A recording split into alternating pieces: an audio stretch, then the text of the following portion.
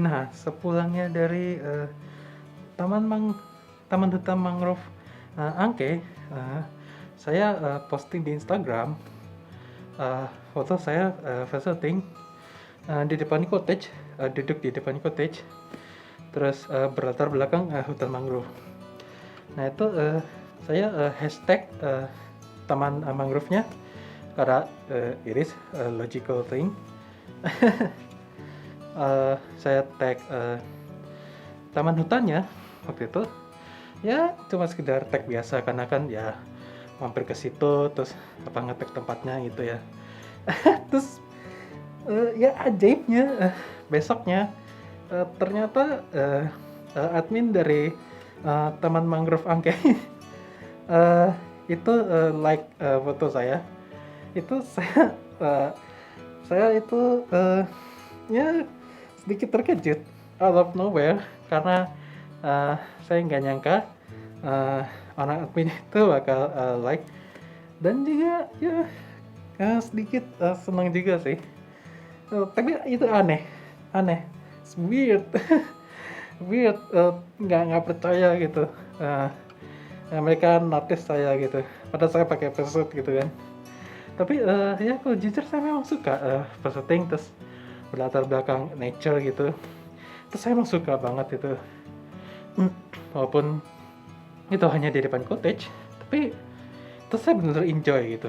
Ya mungkin orang adminnya juga mungkin nangkep juga kalau saya enjoy gitu nature itu, misalnya like gitu kan.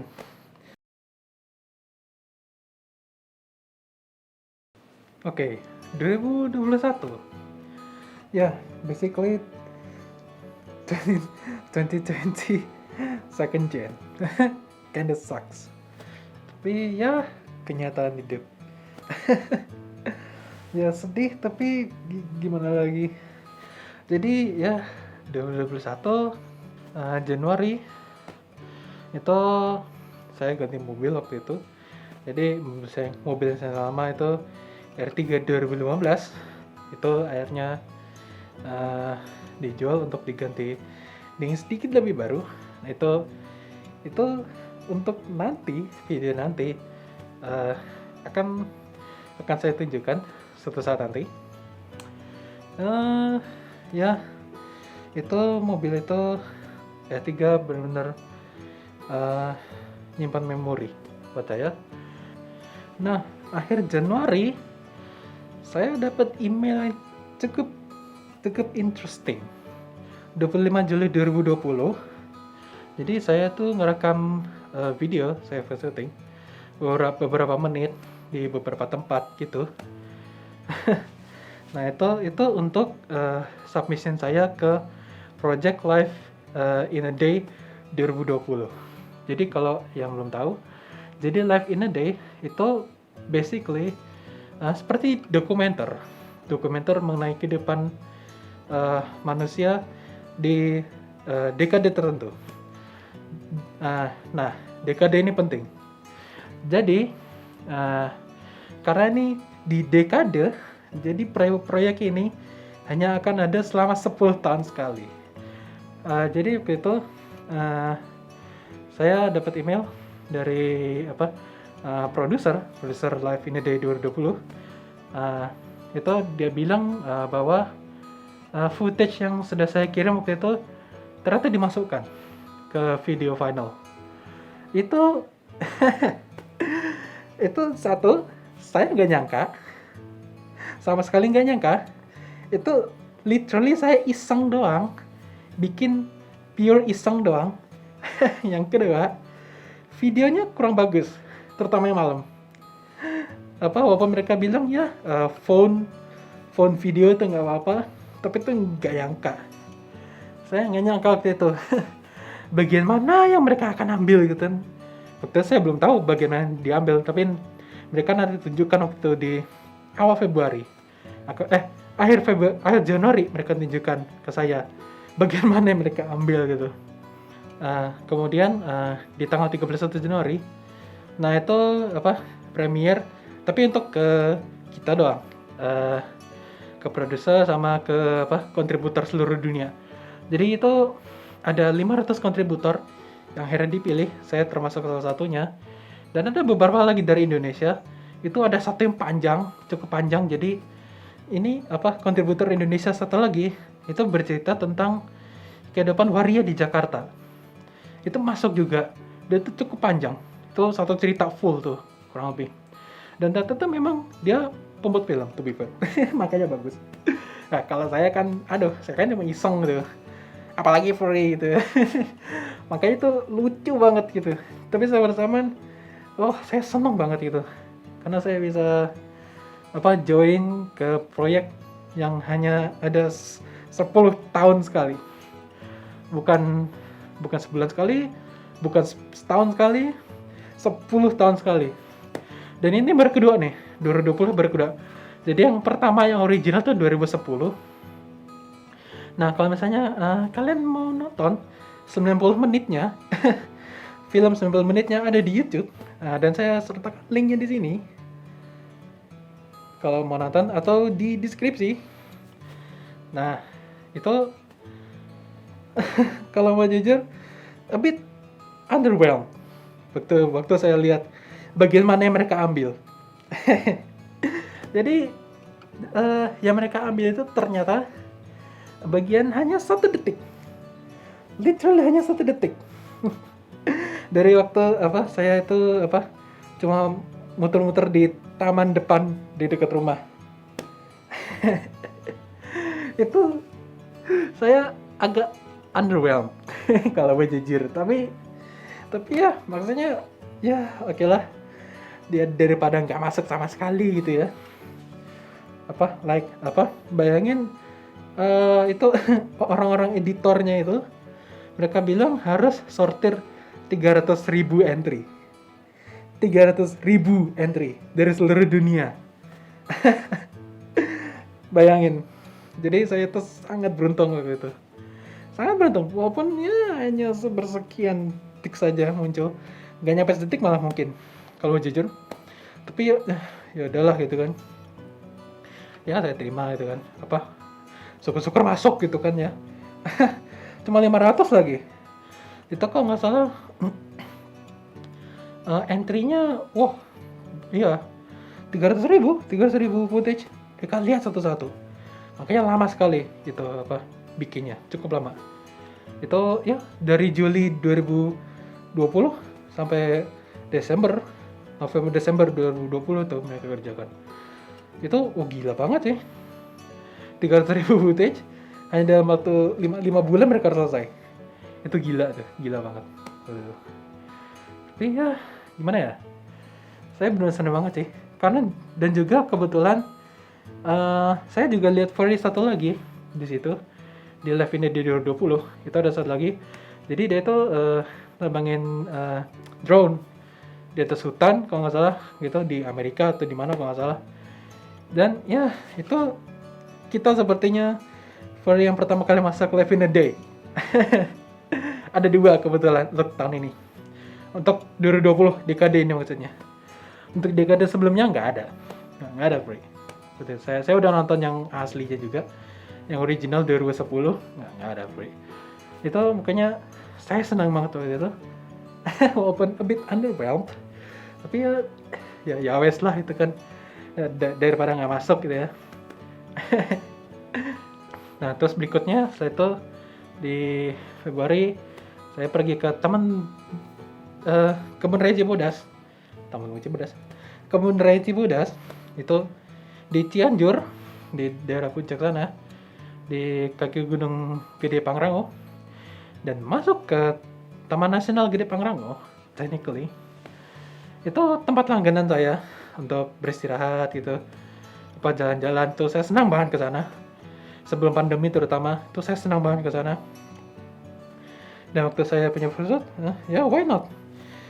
Visiting di sana juga gitu.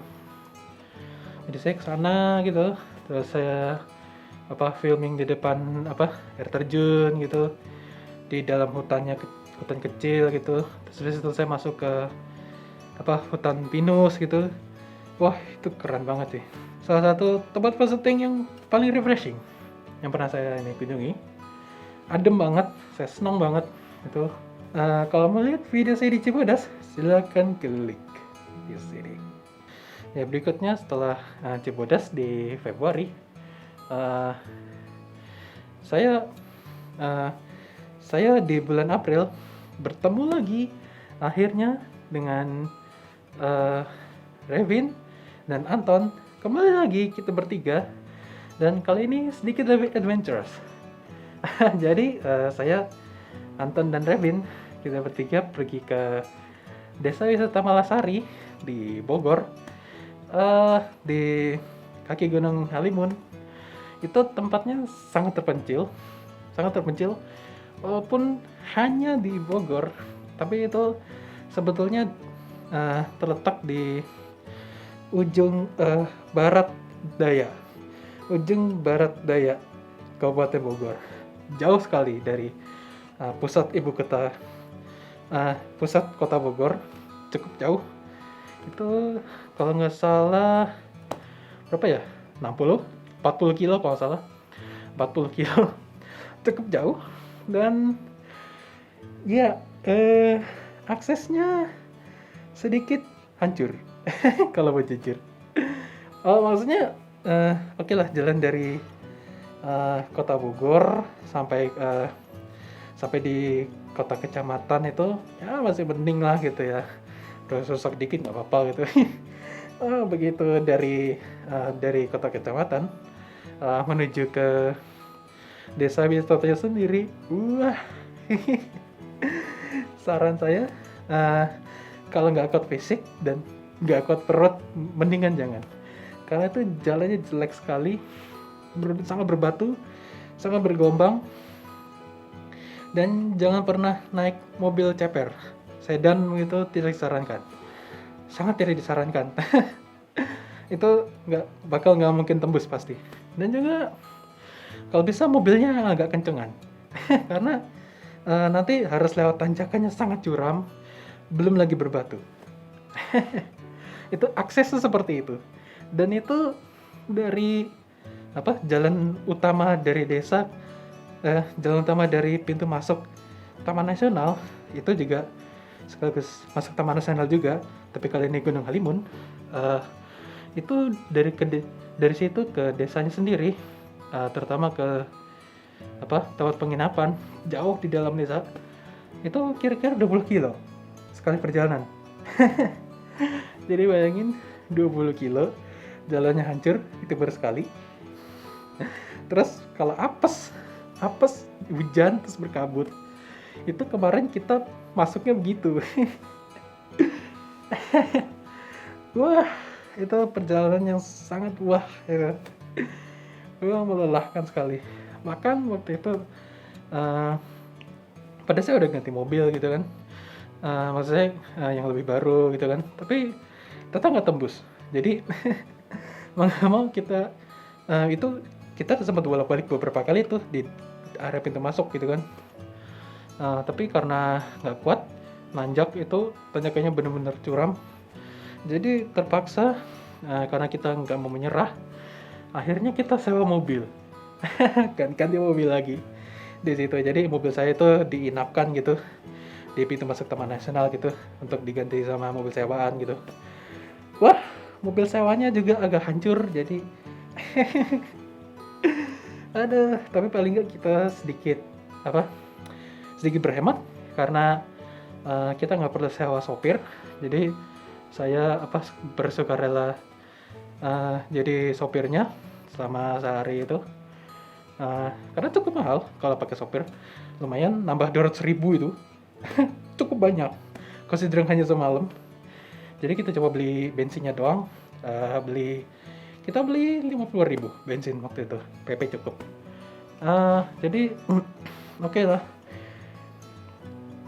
jalannya hancur gitu. Terus kita juga sempat wandering gitu, sempat nyasar gitu. Karena ternyata kita tuh nyasar karena palang untuk jalan menuju ke penginapan itu dicabut waktu itu. Gak tahu kenapa. Mungkin lagi diperbaiki atau apa. Itu kita udah lewatin 2 kali. Kita nggak tahu, kata pintu masuknya begitu. Sehari kita minta tolong ke pemilik penginapan untuk nyamperin kita gitu ke jalan menuju desa di bawah bukit gitu. Itu udah maghrib gitu. Wah, hampir putus asa itu. Udah mau gelap gitu kan. Takut dong ya, apalagi jalan rusak, nggak ada lampu pula. Terus hujan lagi. Bayang-bayang hujan waktu itu. Tapi selama perjalanan di saya bersamaan kita juga disuguhi pemandangan yang wah banget waktu itu. Pokoknya keren banget. Kita menderita gitu ya. Jadi sekarang kita tahu kenapa desanya terisolasi dan pemandangannya bagus banget. Itu aksesnya mengerikan. Tapi saya tuh kita makan malam gitu, terus kita nginep tidur gitu, udah capek banget. Persiapan esoknya, terus keesokan paginya kita bangun jam 4 gitu, karena kita mau lihat sunrise. Dan itu kita jalan kaki, nggak mau naik mobil.